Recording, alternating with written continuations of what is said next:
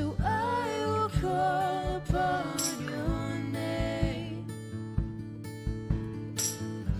and keep my eyes above the waves. When oceans rise, my soul will rest in your embrace. For I am yours, and you are mine.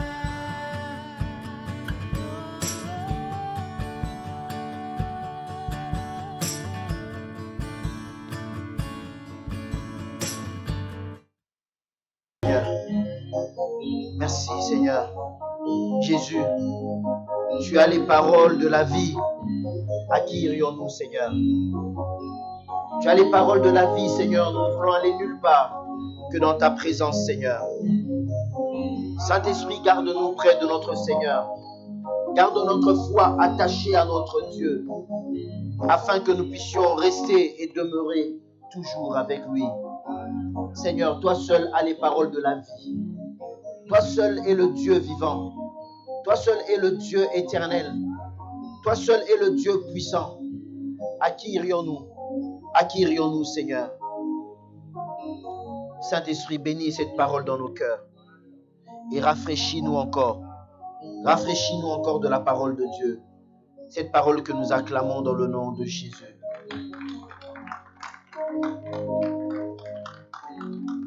Gloire, gloire, gloire, gloire, gloire au Seigneur. Alléluia.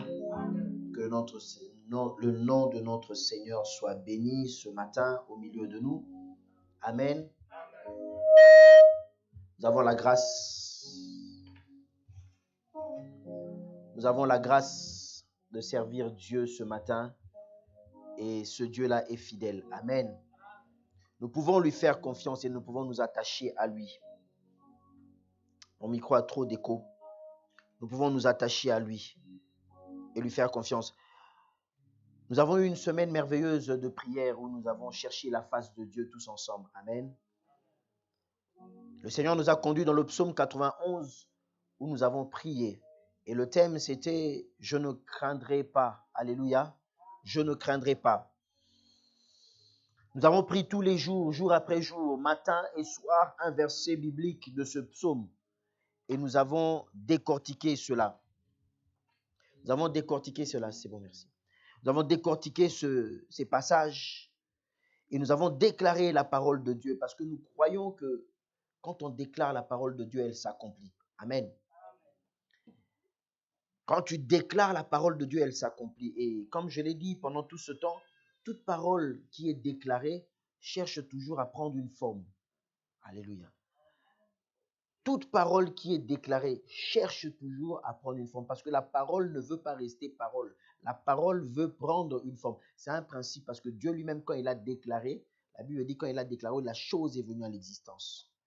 Et parce que même le diable veut imiter Dieu, toute parole qui est déclarée, même le diable travaille derrière pour que cette parole puisse prendre forme. Et je disais, il ne faut pas négliger des fois, quelquefois même, quand tu te retrouves en face de certaines personnes qui peuvent être peut-être ivres ou bien sous l'effet de la colère, sous l'effet de je ne sais quoi, et la parole ces personnes peuvent proférer des paroles négatives à ton endroit. Et toi, tu te dis, non, il est ivre, non, il n'est pas normal, non. Je ne te demande pas d'en vouloir à la personne. Non, je ne te demande pas de faire une guerre à la personne. Peut-être qu'effectivement, la personne n'est pas consciente de ce qu'elle est en train de dire. Elle est peut-être sous l'effet de l'alcool, ou bien peut-être elle a des problèmes mentaux. Peu importe, je ne te demande pas de faire la guerre à la personne, mais je te dis, c'est la parole que la personne a fait sortir qu'il faut refuser. Alléluia. Je ne sais pas si tu me comprends, il y a une différence. La parole que la personne a fait sortir, cette parole-là, tu dois la briser, tu dois la refuser tout de suite. Parce que comme elle a été libérée, le diable peut en profiter pour essayer de travailler. On a vu des personnes qui disent, sous l'effet de la colère à une personne, je vais te tuer, ou bien va-t'en mourir. Et la personne fait juste quelques pas, traverse la rue, et soudainement une voiture renverse la personne. Le diable est là, il suit la parole, toute parole et lui, sa spécialité, c'est les paroles négatives. Donc, il va chercher à prendre tout ce qui a été dit et puis il va essayer de faire en sorte que ça prenne forme. Quand tu es énervé, quand tu es fâché, quand tu es je ne sais pas comment, fais attention à ce que tu dis comme parole. Alléluia. C'est ça que la Bible nous interdit à tous ces excès-là qui nous mettent dans un état secondaire.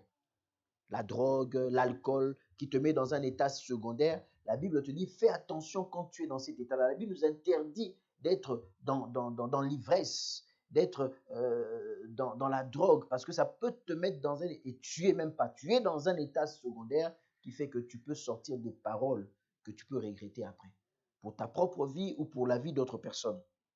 Mais nous avons déclaré des paroles positives. Nous avons déclaré des paroles en lesquelles nous croyons. Nous avons déclaré des paroles qui, pour nous, sont des paroles de vérité. Amen. Alléluia. Que Dieu soit béni. Et nous allons continuer pour finir avec ce psaume et clôturer. Hier, on a clôturé en ligne pour ceux qui étaient là.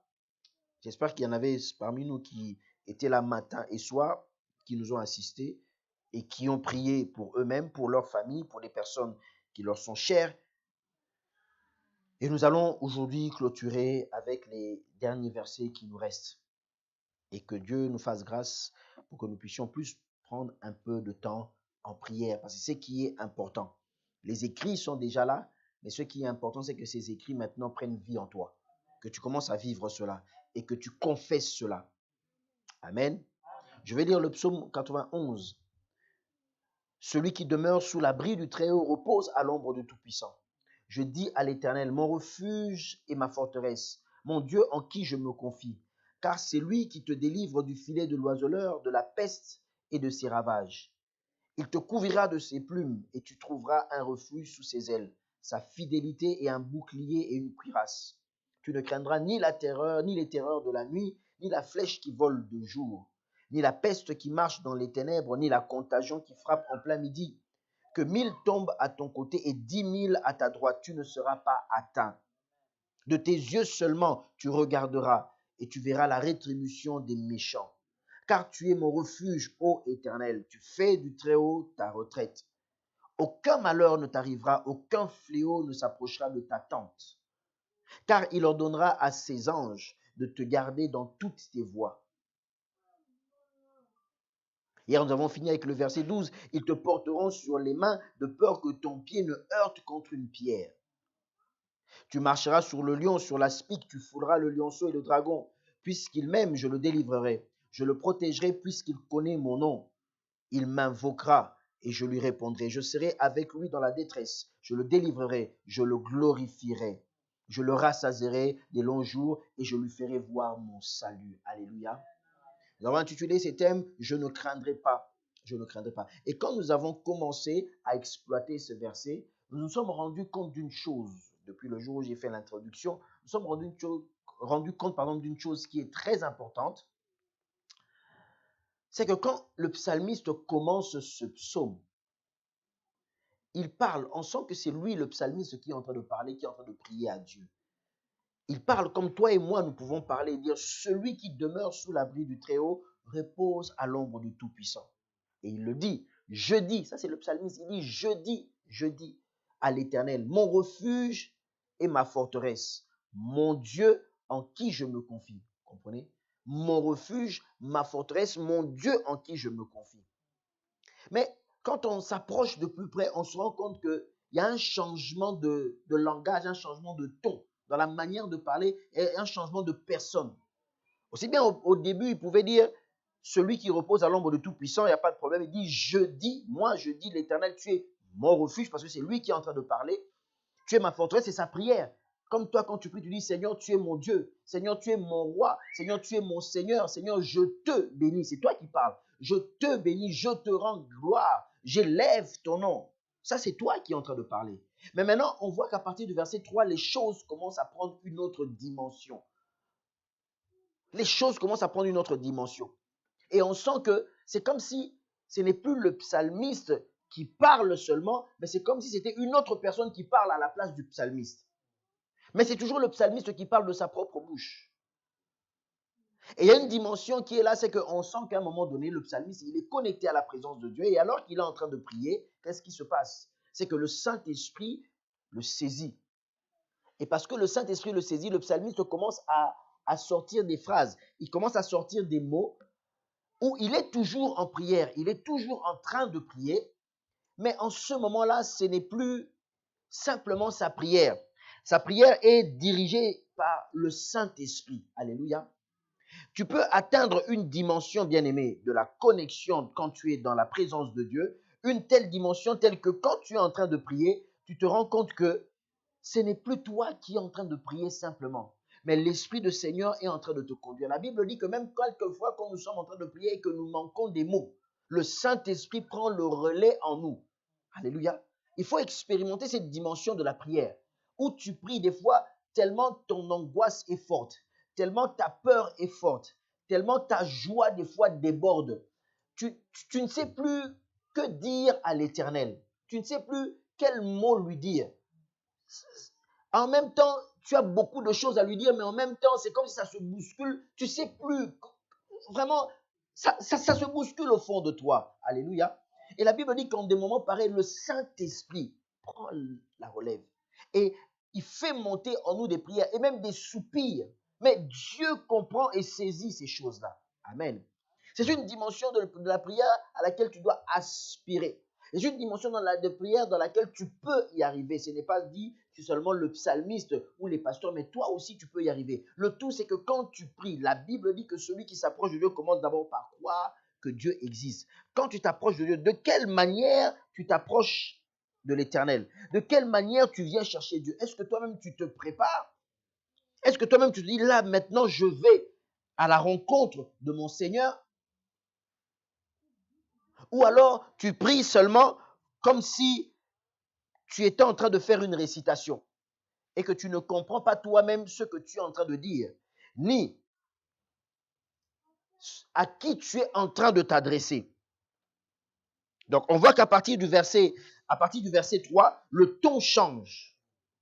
Il dit car c'est lui qui te délivre du filet de l'oiseleur.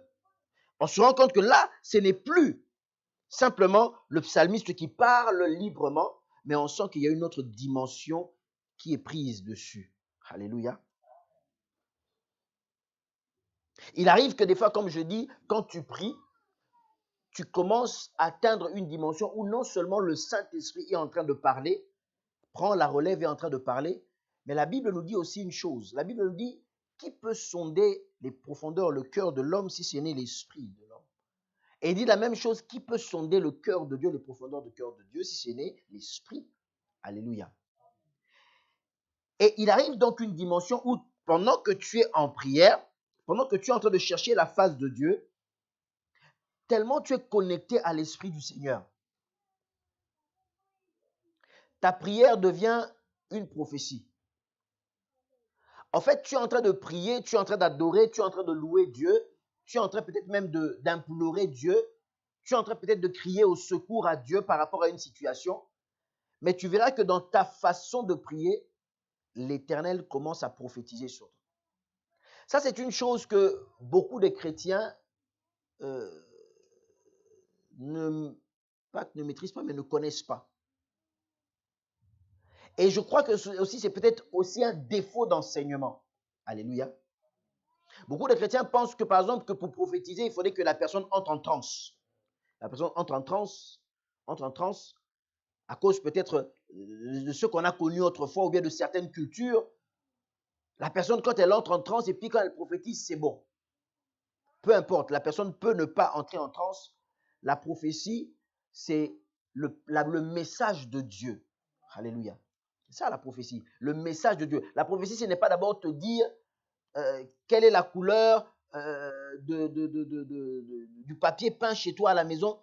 Non, la prophétie, c'est d'abord le message de Dieu. C'est pour ça que la Bible dit que la prophétie, elle doit d'abord édifier. Alléluia, est-ce qu'on se comprend? Après, il peut arriver toutes ces choses-là. Il peut arriver tous ces dons de révélation, paroles de connaissance, etc., qui peuvent accompagner la prophétie, pour appuyer la parole de Dieu, pour appuyer la conviction, pour que tu comprennes que Dieu est vraiment là. Amen. Mais il peut arriver que quand tu es en train de prier, tu te mettes à prophétiser. Simplement, tu te rends compte que ta manière de prier, d'adorer Dieu, même d'implorer Dieu, de demander le secours de Dieu, tu sens que le langage n'est plus le même. Tu sens que c'est comme si quelqu'un est en train de te parler, mais avec ta propre bouche. Alléluia.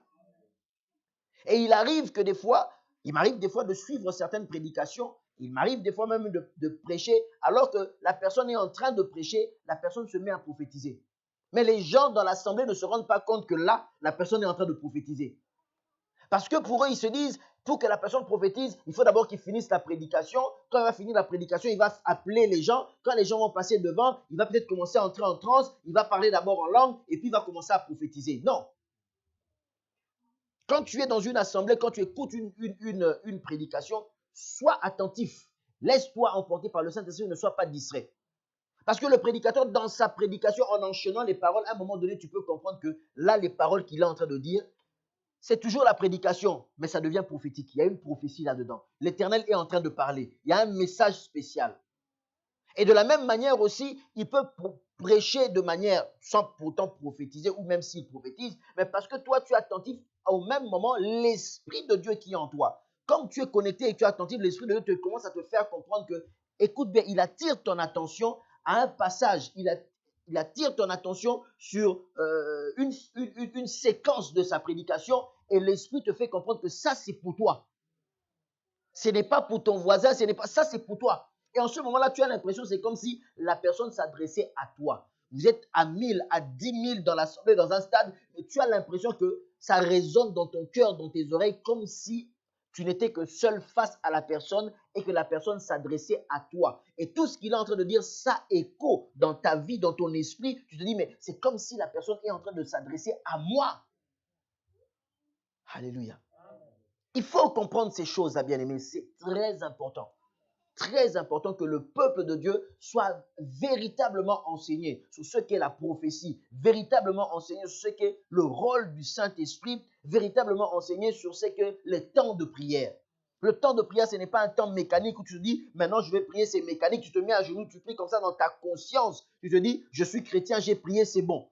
Comme si on te demandait chaque jour de remplir, de cocher simplement une case et puis c'est bon. Non. C'est un temps que tu dois désirer. C'est un temps auquel tu dois soupirer. C'est un temps dans lequel tu as envie, tu désires, tu mets toute ton envie. Comme une personne, la Bible dit, comme une personne qui a soif et qui a besoin ne serait-ce que d'une goutte d'eau. Tu dois désirer cela. Et ce n'est que dans des moments pareils que tu vas expérimenter tout ce que je suis en train de te dire. Sinon, pour toi, ça sera toujours quelque chose que les autres vivent, mais que toi, tu auras du mal à vivre. Alléluia. Nous voulons être dans une assemblée où quand on demande de prier, les gens sont en train de prier et nous sommes dans la présence de Dieu. Alléluia. Quand tu es en train de prier, bien-aimé, ta prière ne dépend pas de la musique. Ta prière ne dépend pas si on a mis la chanson que tu aimes. Ta prière ne dépend pas s'il y a des notes, des fausses notes. Oui, humainement parlant, ça peut perturber, je suis d'accord. Mais il faudrait que tu ailles au-delà de tout ça. Je me dis, quand le psalmiste était en train de, je dis bien, de composer peut-être toutes ces chansons, est-ce qu'il y avait forcément de la musique autour? Est-ce qu'il fallait forcément qu'il y ait un instrument qui joue pour qu'il soit inspiré de ces 6 beaux psaumes qui continuent de nous édifier jusqu'à aujourd'hui? Non, pas forcément. C'était simplement qu'ils étaient dans un moment d'intimité avec Dieu. C'est ce qui compte. Ils étaient simplement dans un moment d'intimité avec Dieu. C'est ce qui a fait toute la différence. Le moment d'intimité. Même s'il n'y a pas la musique, si je suis dans un moment d'intimité avec Dieu, c'est tout ce qui compte. Et c'est en ce moment-là que les choses se passent parce que le Saint-Esprit vient te toucher. Amen. On le voit par exemple, il y a des exemples par rapport à cela. Quand vous lisez par exemple le psaume 110, 1 de David, parole de l'Éternel à mon Seigneur. Les psaumes, ce sont des poèmes, les psaumes, ce sont des chants, ce sont des cantiques. Alléluia. Que des gens ont écrit, mais inspirés par l'Esprit. Et quand David, des siècles avant, je dis bien des siècles avant, dit parole de l'Éternel à mon Seigneur, imaginez-vous. Christ n'était pas encore né. Mais il dit parole de l'Éternel à mon Seigneur. Assieds-toi à ma droite jusqu'à ce que je fasse de tes ennemis ton marchepied. Mais David, des siècles à l'avant, dans sa prière, il avait déjà la révélation de la seigneurie de Jésus-Christ. Des siècles avant, il avait déjà reçu la révélation de la manière dont Dieu allait élever le Fils et la manière dont le Père allait écraser les ennemis. Alléluia. Et Paul, lui, il vient après le Seigneur, après l'œuvre de la croix. Paul maintenant déclare, par la mort et la résurrection de la croix, qu'est-ce qu'il a fait?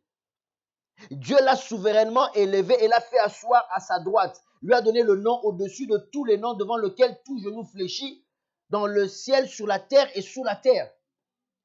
Paul dit, il a dépouillé les autorités, les dominations et les principautés. Paul, lui, il a dit cela après la mort et la résurrection de Jésus-Christ. Mais imaginez-vous que lui-même, merci, imaginez-vous que David, lui, avant même que le Seigneur ne vienne au monde, avant même que Marie ne soit née, lui, dans sa prière, simplement dans sa prière, il avait déjà eu cette révélation-là.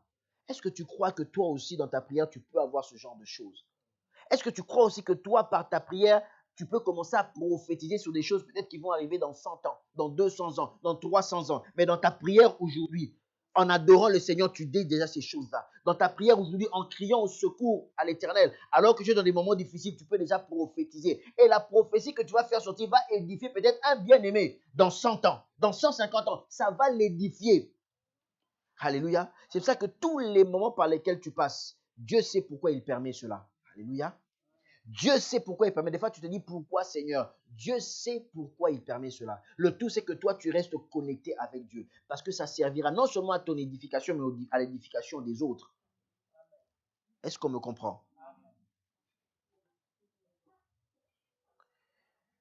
Il dit dans le psaume sur lequel nous nous sommes arrêtés hier, ils te porteront, les anges, donc ils te porteront sur les mains, de peur que ton pied ne heurte contre une pierre. Ceux qui étaient avec nous à la prière hier, nous avons développé cela.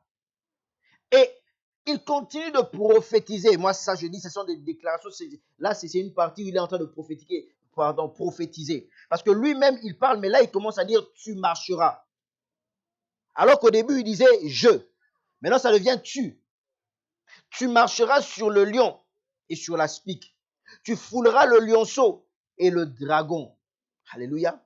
Puisqu'il m'aime, je le délivrerai, je le protégerai, puisqu'il connaît mon nom. Alléluia. Puisqu'il m'aime, je le délivrerai, je le protégerai. Ici, il est en train de prophétiser en disant que non seulement les anges vont te porter sur les mains, de peur que ton pied ne heurte contre une pierre. Alléluia. Je disais encore hier que quand tu marches normalement, tu ne fais pas exprès de trébucher. Tu ne fais pas exprès d'aller cogner une pierre. On ne le fait jamais exprès. Tu sais, quand des fois tu te promènes à la maison, soit tu fais le ménage, ou bien soit tu es pressé parce que tu dois sortir et soudainement tu te cognes contre le pied de la table ou bien le pied d'un meuble. Vous voyez comment ça fait mal. Hein? Tu as l'impression que la douleur va jusqu'au cœur. Hein? Tu sens un pincement même jusqu'au fond de ton cœur. Alléluia. Ça fait tellement mal. Parce que c'est quelque chose d'inattendu. Et quand tu es dans cet élan-là, quand tu te cognes, ça te stoppe. Parce que la douleur est d'abord quelque chose de soudain et la douleur est quelque chose d'inattendu au point que ça te fait mal, ça te stoppe dans ton élan. Alléluia. La Bible dit que les anges te porteront afin que là où ton pied veut poser et qu'il y a un danger qui va peut-être stopper, briser ton élan, qui va te faire mal, qui va t'arrêter, qui va te blesser. Les anges sont là pour porter sur les mains afin de détourner ton pied. Et il faut croire que le ministère des anges existe. Alléluia. Mais seulement, il faut expliquer aux gens que nous ne sommes pas là pour adorer les anges.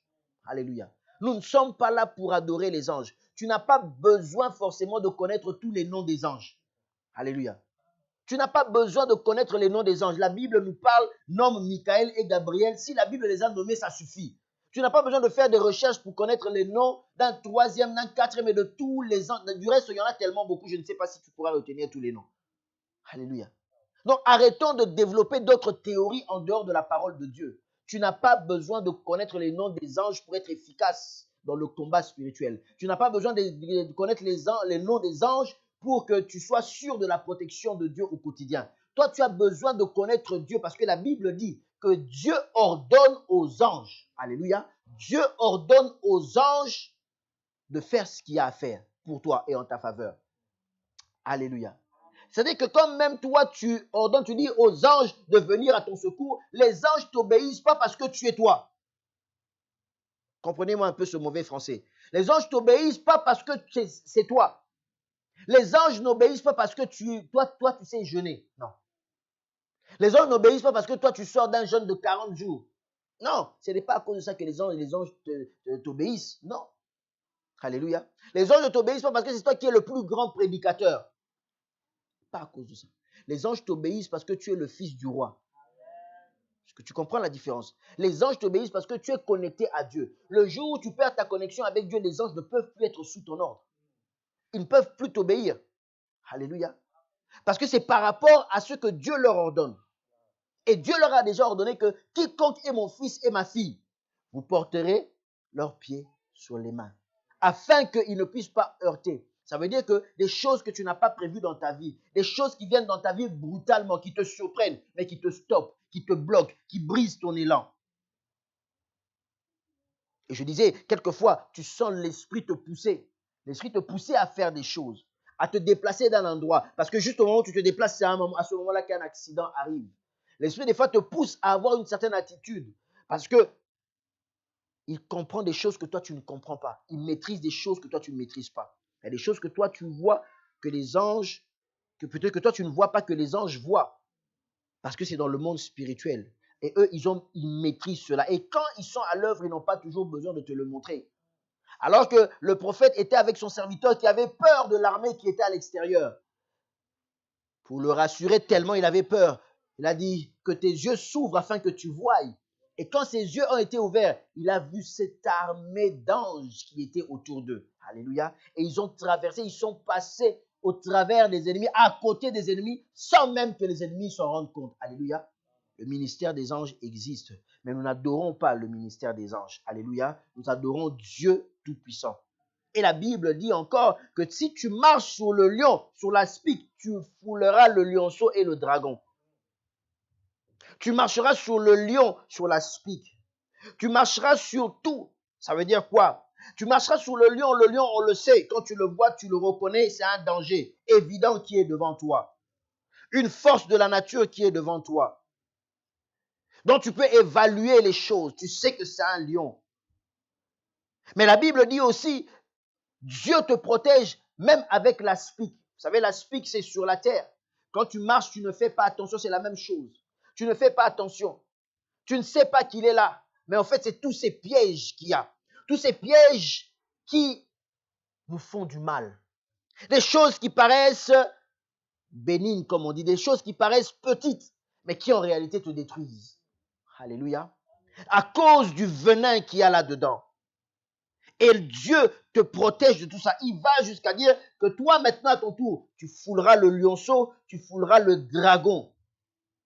Quand tu vas au combat, tes ennemis, tu vas les fouler. Les dragons, les lionceaux, tout comme le dragon. Ça veut dire même le dragon, on sait que les dragons en tant que tels, ce sont un peu des êtres imaginaires, à part ce qu'on appelle les dragons de Komodo, je crois, qui sont des vrais animaux. Mais le dragon tel qu'on l'imagine, un animal qui crache du feu, on sait que ça n'existe pas. Alléluia.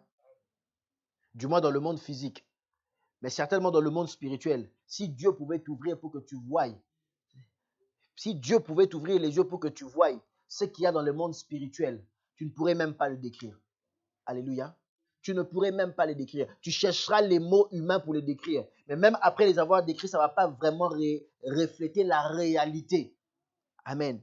Ça ne va pas refléter la réalité. Vous savez, la Bible nous parle de beaucoup de choses et la Bible est obligée d'utiliser un langage humain pour que nous puissions comprendre. C'est pour ça que nous sommes loin de percer exactement les réalités du monde spirituel, même les réalités de la gloire de Dieu qui nous attend. Nous sommes loin. Et c'est pour ça que ce jour-là, nous serons tous dans l'étonnement pour dire waouh. Parce que ce que la Bible nous dit, elle emploie des mots humains pour pouvoir nous le décrire. Quand il dit que son aspect était rayonnant comme le soleil, c'est pour que tu puisses comprendre. Il te donne des références humaines pour que tu puisses comprendre. Mais je suis sûr et certain, et c'est la vérité, que la gloire de Dieu dépasse en splendeur même le soleil. Alléluia. Mais on est obligé de trouver un langage pour que tu puisses comprendre. Même les êtres dans le monde spirituel, les plus affreux, les plus méchants, la Bible dit que tu les fouleras. Alléluia. Peu importe l'attaque d'où ils viennent, la Bible dit que tu les fouleras aux pieds.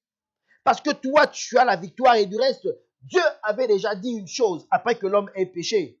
Alors qu'il était en train de donner des sentences, mais que dans son amour, Dieu donnait une seconde chance à l'homme. Il était déjà en train de dire que certes, La postérité de l'homme, il y aura inimitié avec le serpent. Mais il a dit que la postérité de l'homme va écraser la tête du serpent. Alléluia. Va écraser la tête du serpent. Tu as ce pouvoir-là dans le nom de Jésus-Christ. Tu n'as pas à avoir peur. Mais si cela doit arriver et que tu dois fouler le lionceau et que tu dois fouler le dragon, tu le feras parce que Dieu est avec toi. Mais le secret de tout ça, avant que nous puissions prier, c'est que la Bible dit dans le verset 14, et c'est là où on sent encore que là, ce n'est plus le psalmiste qui était en train de parler, mais l'Esprit de Dieu était en train de parler. On se rend compte vraiment encore là, c'est encore de manière plus claire que là, il était dans une dimension où Dieu lui-même était en train de prophétiser par sa propre bouche alors qu'il était en train de prier. Alléluia. Parce que c'est toujours dans le même psaume, par la même bouche, dans le même temps de prière. Mais le voici maintenant, il est en train de dire une chose. Il dit, puisqu'il m'aime. Le psalmiste ne demande pas de l'aimer lui. On est d'accord? Donc on sent que c'est Dieu qui est en train de parler. Il dit, puisqu'il m'aime, je le délivrerai. Je le protégerai puisqu'il connaît mon nom. Bien-aimé, avant qu'on aille plus loin dans la prière, il faudrait qu'on conclue et qu'on comprenne bien cette histoire. Parce que c'est ça qui est en train de détruire beaucoup de chrétiens. Et ça qui fait que beaucoup de chrétiens se font avoir. Et du reste, eux-mêmes, ils aiment se faire avoir. Je le dis, je pèse mes mots. Alléluia. Je le dis, je pèse mes mots, vous allez comprendre. Le chrétien veut se faire avoir aujourd'hui. Le chrétien veut se faire escroquer aujourd'hui. Le chrétien aime ça. Et quand je dis chrétien, mettez-les entre guillemets, parce que je ne sais même pas comment on doit les définir, ces gens-là. Alléluia. Ils aiment ça. Ils aiment qu'on leur escroque. Ils aiment qu'on leur mente. Alléluia. Pourquoi? Parce qu'ils veulent trop la facilité. Alléluia. Est-ce que vous me comprenez? Bien aimé, dans la vie, quand tu aimes trop la facilité, tu t'exposes à beaucoup de pièges. Est-ce que tu le sais? Quand tu aimes trop la facilité dans la vie, tu t'exposes toi-même à beaucoup de pièges. Une personne qui ne veut pas étudier, qui veut la facilité, moi je veux dépendre, qu'on me donne toujours, on va m'offrir, tel va m'aider, tel va me soutenir, moi j'ai des relations, moi je suis le petit frère d'eux, moi je suis le fils d'eux, moi. C'est compliqué pour toi. Tu t'exposes à des pièges. Parce que au fur et à mesure, et quand les gens vont comprendre que toi tu es tellement dépendant, les gens vont commencer à te poser des conditions. Mais comme à côté, toi tu n'as aucune ressource, au début, tu diras peut-être non, mais il y aura un jour où tu finiras par céder. Parce que tu vas te rendre compte que toi, tu n'as aucune ressource pour avancer de toi-même. Et tu es tellement dépendant des autres que tu seras obligé d'accepter des conditions. Et généralement, les conditions que les gens te donnent ne sont jamais à ton avantage, c'est toujours à leur avantage. Vrai ou faux? Généralement, les gens, quand ils viennent pour t'exploiter, les conditions qu'ils te donnent, il va te dire ça, c'est un contrat gagnant-gagnant, c'est faux. Lui, il voudra toujours gagner un peu plus que toi. Il ne voudra jamais que ce soit en réalité 50-50. C'est faux. C'est faux. Il voudra toujours que lui, au moins, il ait ne cesse que 51 et que toi, tu aies 49. C'est ça. Parce qu'il estime que sans lui, tu n'es rien. Et toi, tu as déjà montré que par ta position, sans lui, tu n'es rien. Donc, il te posera des conditions. Alléluia. Alléluia. Les jeunes filles, sœurs dans le Seigneur,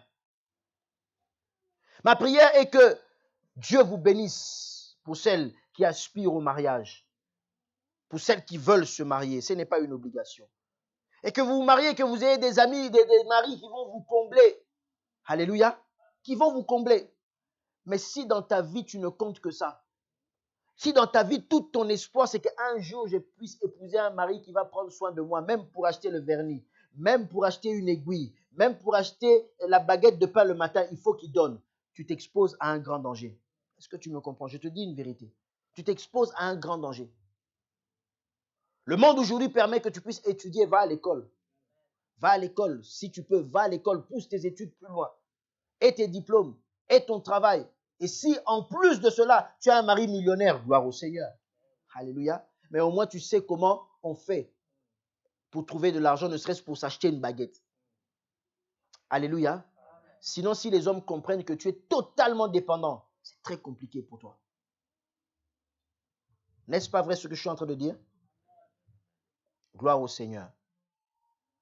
Et pourquoi je le dis? La Bible dit bien ceci. Si ce psaume, Dieu n'avait pas pris la relève et lui-même prophétiser en donnant cela, j'allais dire, Seigneur, tu nous pousses à un danger et tu es en train de nous aveugler. Mais les choses de Dieu, ce n'est pas du maraboutage. Les choses de Dieu, ce n'est pas la magie. Les choses de Dieu répondent aux principes de Dieu. Alléluia. Beaucoup de gens se lèvent aujourd'hui au nom de Jésus. Beaucoup de gens se lèvent aujourd'hui. Je combats, je détruis. Et on leur dit, on va faire des prières de 40 jours, de 50 jours, de 60 jours, des prières de 100 ans, où on va jeûner, où on va prier, on va chercher la face de Dieu, etc. Action de grâce, donne, Dieu va te bénir, etc. C'est bien, je ne suis pas contre toutes ces choses. Écoutez-moi très bien. Écoutez-moi très bien, je ne suis pas contre toutes ces choses. Ne va pas couper ma prédication, prendre juste la partie et puis non. Prends toute la prédication. Je dis bien, je ne suis pas contre toutes ces choses. Alléluia. Je ne suis pas contre, mais il faut dire les choses et les vérités aux enfants de Dieu, les vérités qu'ils ne veulent pas écouter. Dieu dit bien ceci, écoutez bien, il dit, puisqu'il m'aime, je le délivrerai. Est-ce que tu aimes Dieu? Toi qui es prêt à jeûner pendant 60 jours, il y a des gens qui aiment le jeûne plus que Dieu lui-même. Alléluia. Il y a des chrétiens qui aiment le jeûne plus que Dieu lui-même. Il y a des chrétiens qui sont prêts à jeûner. Tu lui dis, on va commencer un jeûne aujourd'hui. On ne sait pas quand est-ce qu'on va finir. Il est prêt à te suivre sans broncher, sans discuter. Waouh! C'est bien d'avoir des intercesseurs comme ça. Hein? Sans broncher, tu le prends à pied levé. Tu lui dis, à 3 heures du matin, tu l'appelles. Tu lui dis, demain à 6 heures, on commence un jeûne. Mais non, stop. On ne sait pas quand est-ce qu'on va finir. Peut-être que ça fera 1 an. Peut-être que ça fera 5 ans. Sans broncher, il est prêt à te suivre. Alléluia. Mais dans sa vie de tous les jours, il n'aime pas Dieu. Dans sa manière de marcher, il n'aime pas Dieu. Dans sa manière de se comporter, il n'aime pas Dieu. Il ne craint pas le Seigneur. Mais il est prêt à jeûner. Il est prêt à combattre. Il est prêt à être là au nom de Jésus. Allez, on va prendre l'épée. Allez, on va prendre les bombes. Les gens aiment ça. Quand tu fais une prière pareille où tu dis, on va jeter des bombes spirituelles, tu auras 10 000 connexions, 25 000 vues. Les gens vont partager 500 000 fois. Ah oui, parce que là-bas, on prend des armes, on coupe là-bas. Oui, allez, prends la machette, on prend la machette, et puis après la machette, on change. Prends des armes, tu tires et tout ça. Si ça peut t'aider à prier, gloire au Seigneur. Alléluia. Si ça peut t'aider à prier, je dis bien gloire au Seigneur. Mais au fond de tout ça, bien-aimé, ce qui fait que nous recevons réellement la protection de Dieu, c'est notre amour et notre attachement pour le Seigneur. Parce que tant que nous aimons Dieu, que nous sommes attachés à Dieu, nous faisons partie des enfants de Dieu. Tout à l'heure, je disais, les anges ne vont pas seulement t'obéir pour le plaisir de t'obéir. Sinon, n'importe qui pourrait donner des ordres aux anges et les anges obéiraient, bien-aimés. Les anges t'obéissent parce qu'ils reconnaissent en toi le Fils du roi des rois. Et ils savent que tu es le Fils du Dieu vivant et eux, ils sont à ton service. Parce que s'ils servent ton Père, ça veut dire qu'ils te servent toi aussi. Alléluia. Mais quand tu expliques ça aux gens, on te dit, non, toi, tu n'es pas un pasteur puissant. C'est ça que tu es en train de fuir, tu fais semblant. Tu ne veux pas me faire la délivrance. Tu ne veux pas prier. Alors on va chercher ailleurs. Celui qui, dès qu'il va te voir, il ne sait même pas si tu es chrétien. Il ne sait même pas si tu es chrétien, mais dès qu'il te voit, il te dit, on va faire un jeûne de 40 jours. Parce que c'est ton oncle qui est en train. Allez, on va prier au nom de Jésus. Mais la personne avec qui tu es en train de prier, il n'a même jamais donné sa vie au Seigneur. Toi, tu ne te préoccupes même pas de savoir s'il est sauvé. Mais tu l'emmènes à prier le Seigneur. La Bible nous dit que Dieu ne prend pas plaisir à la prière du méchant. Ce n'est pas moi qui le dis. Alléluia. Ce n'est pas moi qui le dis. La Bible dit Dieu ne prend pas plaisir à la prière du méchant. Mais toi, cette personne, tu vas l'emmener, tu ne le connais même pas. Parce que seulement tu l'as vu entrer et qu'il faut séduire la personne. Vous savez, nous les êtres humains, quand on commet des fautes, on aime toujours chercher et que ce soit la faute d'une autre personne, le bouc émissaire. C'est la nature de l'homme. Parce que ça, quelque part, notre conscience, ça nous, vous comprenez, ça nous calme un peu dans notre confiance. Ce n'est pas de ma faute, c'est la faute de l'autre. Mais quelquefois, il faut dire aux chrétiens, tu vois, il y a aussi tel combat dans ta vie. C'est de ta faute, mon bien-aimé. C'est de ta faute. Change ta manière de vivre. Change ta manière de marcher et tu verras, ça va évoluer. Change ta manière de faire les choses. Tu verras, ça va évoluer. Alléluia.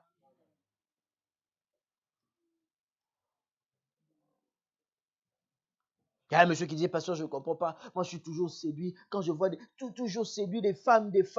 Ok, d'accord. Tu parles avec la personne tous les samedis, il est dans des boîtes de nuit. Ah, mais comment tu ne vas pas être séduit? Et puis, il va seul, pas avec sa femme. Mais, attends, tu vas dans les boîtes. Et puis, quelle boîte de nuit? J'ai parlé avec la personne, tu vois, c'est les boîtes de nuit vraiment où les gens se lâchent, quoi. Où les gens, je ne sais même pas si les jeunes filles sont habillées. Enfin, elles mettent juste quelque chose pour couvrir le corps, vite fait. Vite, fais quelque chose pour couvrir le corps. Tu la vois, et tu dis, est-ce que toi, tu as l'intention de t'asseoir un jour? Est-ce que si on te donne une chaise, tu peux vraiment t'asseoir avec la tenue que tu as là? Mais tous les samedis, les week-ends, tu es dans des endroits pareils. Mais à un moment donné, bien aimé, c'est normal.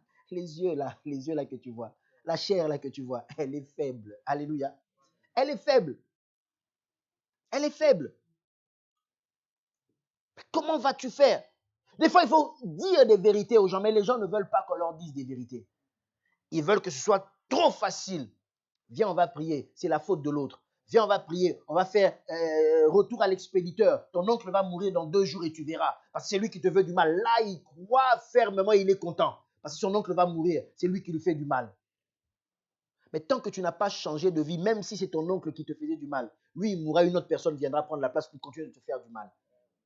Notre amour pour Dieu, bien-aimé, c'est ça notre force. Notre attachement à la famille de Dieu, c'est ça notre force. Si je vous emmène à prier sans vous dire ces vérités-là, je suis un mauvais prédicateur, je suis un mauvais père, je suis un mauvais pasteur. La Bible dit, puisqu'il m'aime, c'est clair, ce n'est pas moi, puisqu'il m'aime, je le délivrerai. Ton amour pour Dieu est une délivrance déjà pour ta vie, est-ce que tu le sais? Ton amour pour Dieu est une délivrance pour ta vie. Il y a des choses, Dieu ne pourra pas supporter de te voir dans certaines conditions. Pourquoi? Parce que tu aimes Dieu. Parce que tu aimes Dieu, il ne saura pas.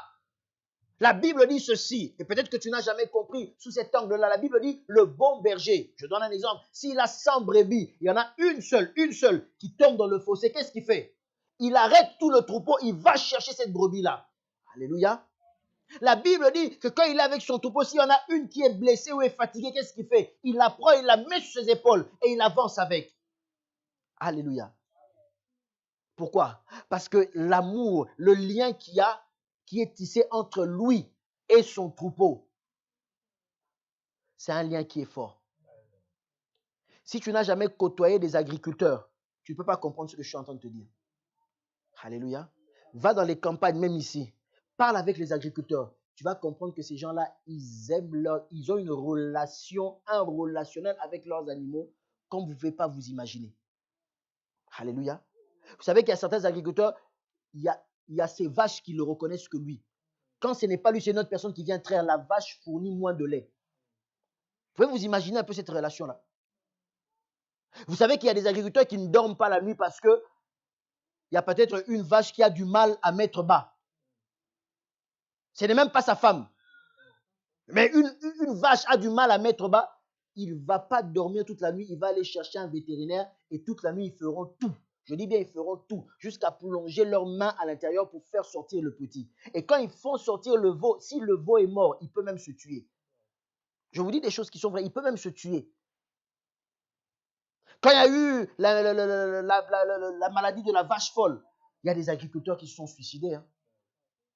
Parce qu'on vient, on dit, toi, par mesure de prévention, comme il y a un seul cas, on tue tout le cheptel. Il y en avait qui ne supportent pas, il rentre chez lui, il prend un fusil, il se met une balle dans la tête. Vous pouvez vous imaginer ça? Alors peut-être que nous, dans notre culture, c'est peut-être difficile à comprendre. Alléluia. Mais je vous dis, il peut naître un relationnel comme vous ne pouvez pas vous imaginer. Comme vous ne pouvez pas vous imaginer. Regardez les sacrifices que ces gens-là font, rien que pour leurs animaux. Les vaches, tu ne peux pas les traire à n'importe quelle heure. Hein. Vous savez ça? Ils ont des heures bien précises. C'est un travail très difficile. Et là, ces gens-là, ils ont même du mal à partir en vacances. C'est toujours à une heure précise que tu dois aller les traire, que tu dois les faire ceci, sinon ça ne marche pas. Mais ces gens-là ne dorment pas. C'est pour ça même ils ont des fois du mal à avoir des relations amoureuses, des relations sentimentales. Vous comprenez? Et la Bible nous donne cet exemple. Ton amour pour Dieu. Ton amour pour Dieu. Mais dis-moi un peu, la brebis qui tombe, pourquoi le berger va le chercher? C'est cet amour-là qui les lie, qui fait qu'il se dit, il m'en reste 99, mais je vais les laisser. Je vais aller chercher celle-là seulement. Ton amour pour Dieu peut faire que quand tu es dans le malheur, Dieu, quand il te voit, il te dit, pour l'amour que cette personne a pour moi, je ne peux pas me retenir. Alors qu'ils partaient déjà, ils étaient arrivés en chemin, ils se sont regardés, ils ont dit, est-ce qu'on va cacher à Abraham ce qu'on est en train d'aller faire? Est-ce qu'ils étaient obligés de le dire à Abraham? Non. S'ils ne l'avaient pas dit à Abraham, est-ce qu'ils auraient péché? Non. Non. Mais eux-mêmes, ils étaient mal à l'aise, au point qu'ils se sont arrêtés, ils se sont dit, est-ce qu'on va vraiment cacher à Abraham ce qu'on va faire de l'autre côté. Non, il faut qu'on le lui dise. Il faut qu'on le lui dise. Voilà, Abraham vient et voilà ce qui va se passer. Et voilà qu'Abraham, connaissant aussi sa position, alléluia, connaissant l'amour de Dieu pour lui, Abraham se met à négocier jusqu'à sauver Lot. Alléluia. Tu peux sauver ta famille à cause de l'amour de Dieu. L'amour que tu as pour Dieu, tu peux arriver à sauver même ta famille. Tu intercèdes, tu dis, Seigneur, écoute ma voix. Seigneur, écoute ma voix, s'il te plaît, Seigneur, c'est moi ton enfant, c'est moi ta fille, s'il te plaît, pour l'amour que tu as pour moi, Seigneur, pardon, pardon, je t'en supplie, épargne telle personne.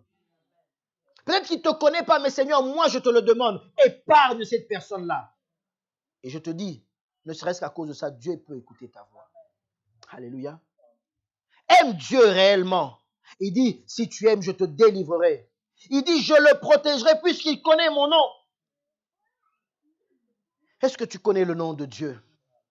Notre protection vient de la connaissance du nom de Dieu. La connaissance du nom de Dieu, c'est d'abord connaître Dieu, devenir son enfant. La connaissance du nom de Dieu, c'est d'abord marcher dans les voies du Seigneur tous les jours. C'est ça qui est ta protection de tous les jours. Ce n'est pas les jeûnes que tu fais qui est ta protection. Disons la vérité aux gens. Les jeunes vont t'aider à prier. Les jeunes vont t'aider à chercher la face de Dieu. Mais ce n'est pas les jeunes qui créent ta relation avec le Seigneur. Dieu n'aime pas les gens qui jeûnent le plus. Dieu aime les gens qui respectent sa parole. Est-ce que tu comprends cette différence? Si notre amour pour Dieu est gagné au fil des jeûnes, ça veut dire que Dieu commence à voir les œuvres. Alléluia. Ça veut dire que Dieu commence à voir les œuvres. Et si ce n'était que les jeunes, j'en connais qui jeûnent tous les ans, au moins un mois, qu'est-ce qu'on dirait de ces personnes-là? Peut-être que toi, tu ne le fais même pas. Alléluia. Il y a des catégories de gens qui, tous les ans, c'est connu, c'est obligatoire. Au moins un mois, ils jeûnent. Au moins un mois, ils jeûnent. Et selon qu'on leur enseigne, c'est que quand tu rates un jour, tu dois le récupérer ou faire l'aumône. Toi, tu es chrétien, peut-être tu n'as jamais. Si on prend sur toute l'année le nombre de fois que tu as jeûné, tu n'arrives même pas à totaliser un mois. Mais je te dis qu'il y a des catégories de gens qui, c'est connu, tous les ans, ils jeûnent au moins un mois. Qu'est-ce qu'on dirait maintenant d'eux? Dis-moi, qu'est-ce qu'on dirait de ces personnes-là? Dieu ne va pas t'aimer à cause de tes jeûnes multipliés. Dieu va t'aimer à cause de la manière dont toi aussi tu l'aimes et de la manière dont toi tu le connais. C'est ça qui va développer le vrai amour entre toi et Dieu. Et ça, c'est ta protection. Parce que Dieu va te protéger. La Bible dit Dieu protège ceux qui l'aiment.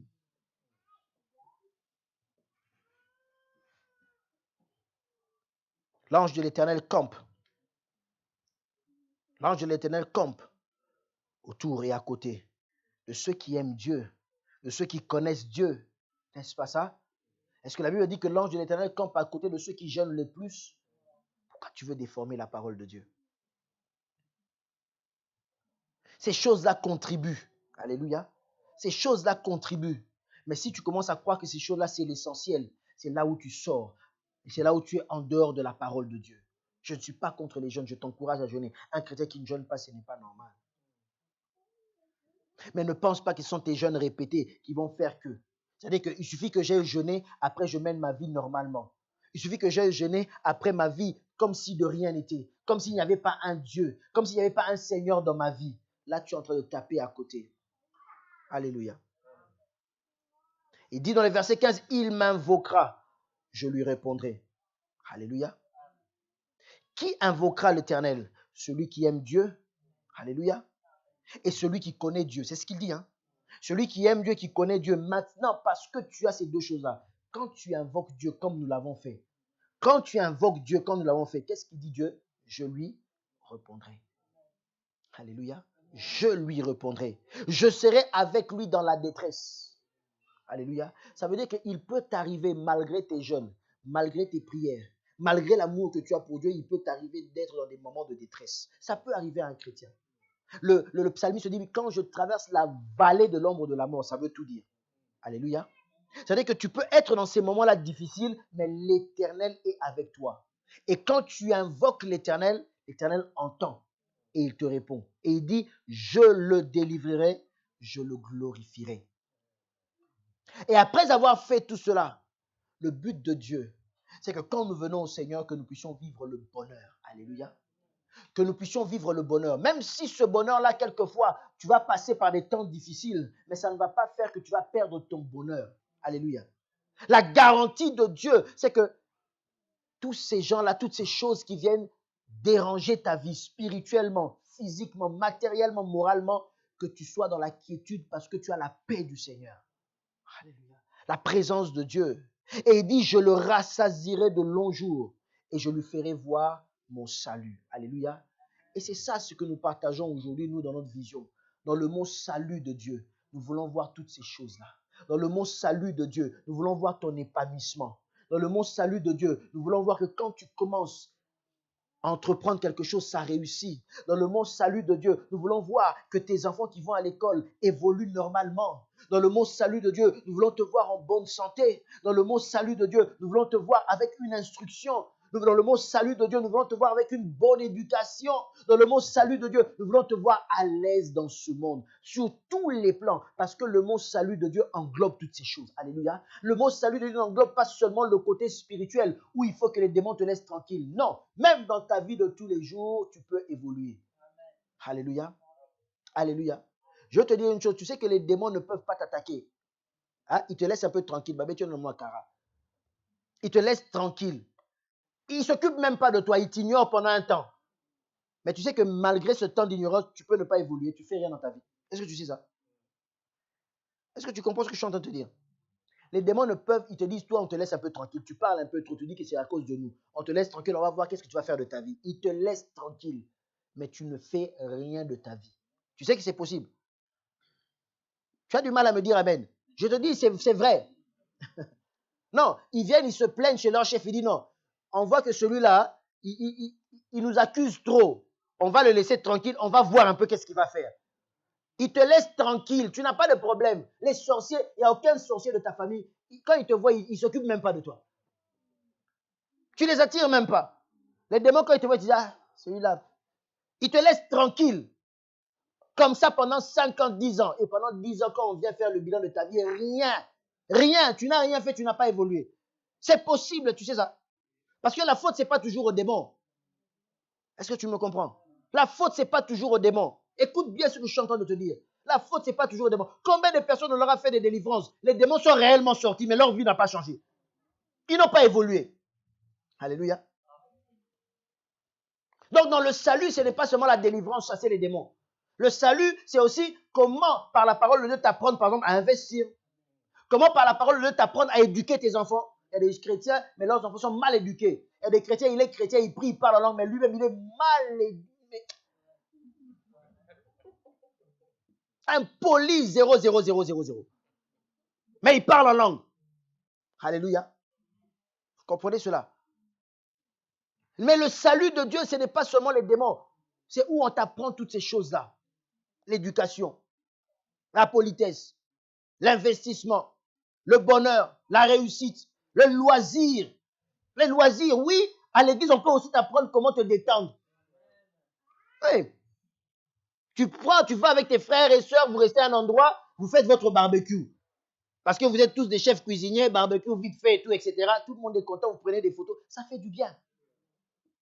L'évangile, c'est aussi te pousser aussi à avoir une relation avec ta famille. Moi, ça me fait plaisir quand des fois, je vois des personnes qui envoient des photos, ils sont avec leurs frères ensemble, en dimanche, en short et tout, donc tranquille, relax, il y a l'amour, on sent que ça se passe bien. Tu parles avec ton frère, ta soeur au téléphone, vous communiquez bien, vous riez. Mais c'est ça aussi l'évangile. Ce n'est pas pour séparer les gens de leur famille.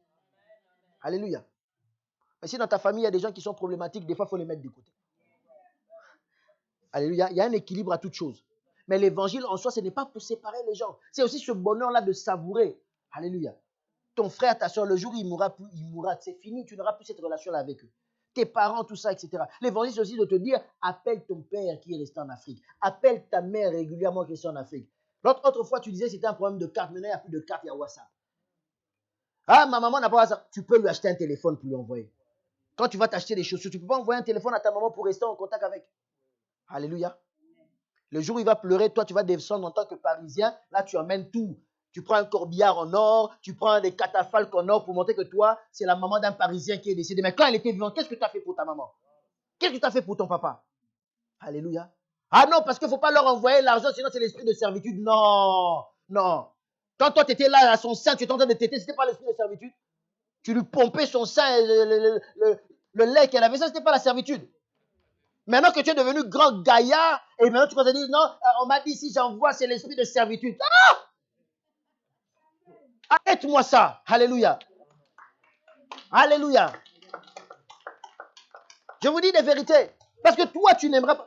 En plus, elle est là en Afrique, ça va. Même si tu l'abandonnes, il y a les coques autour. Toi, ici, si tes enfants t'abandonnent, maison de retraite.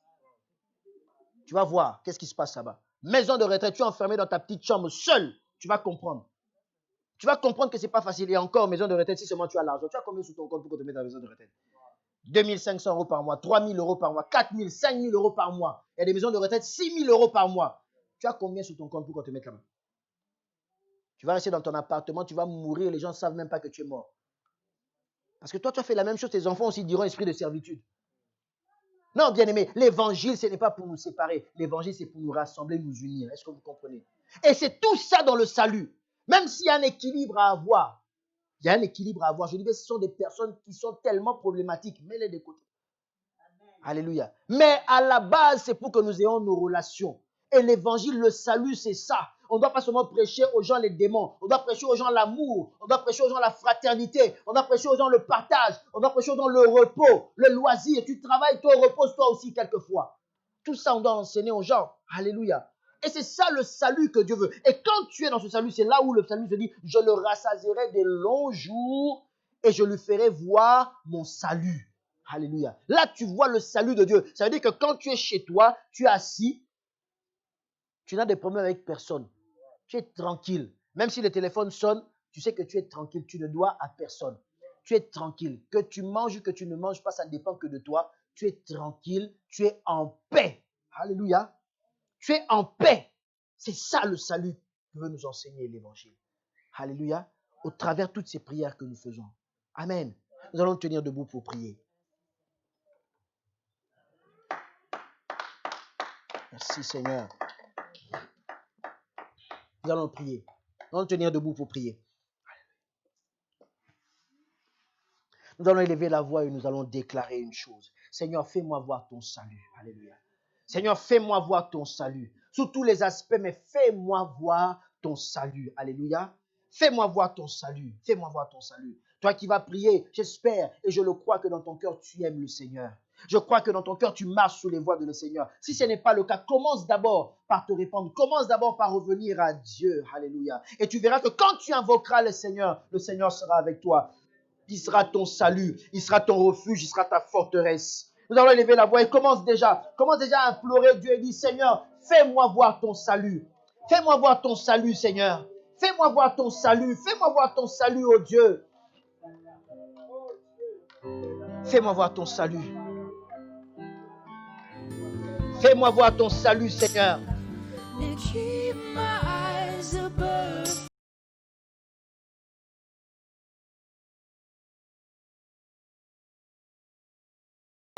Embrace. I am yours. And keep my eyes above the waves. When oceans rise, my soul